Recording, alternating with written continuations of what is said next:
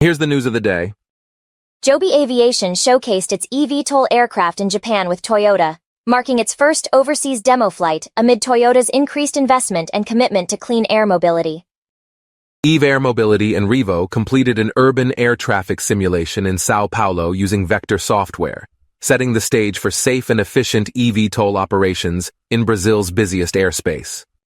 SkyAlyne and KF Aerospace have signed a deal with Airbus Helicopters to acquire 19 H-135 helicopters for Canada's future Aircrew training program, enhancing RCAF training and supporting local manufacturing. SkyAlyne Aviation and Spectrum Aeromed partnered to create a custom medical interior for Life Flight Network's H-135, optimizing space and patient care with advanced equipment.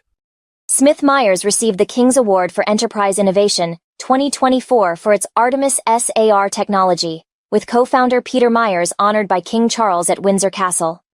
Smith Myers' Artemis technology helped rescue a father and son stranded for 17 hours in Norway's Vestlandsfjellet Mountains by tracking their phone in severe weather.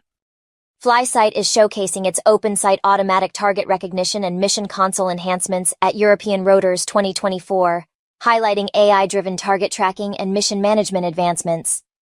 Deutsche Aircraft and Pratt & Whitney Canada completed test flights using synthetic fuel on the D328 Uplift, advancing toward the D328 Eco's goal to operate with 100% sustainable aviation fuel by 2027. California Air Resources Board and Airlines for America aim to increase sustainable aviation fuel in California to 200 million gallons by 2035, covering 40% of intrastate travel demand. Jet.Paris, now certified in France, will operate Honda jets from Nice across Europe, focusing on routes like Nice-Paris and Nice-London. To learn more, follow us on YouTube, X, LinkedIn, Instagram, or visit us at avfoil.com/news.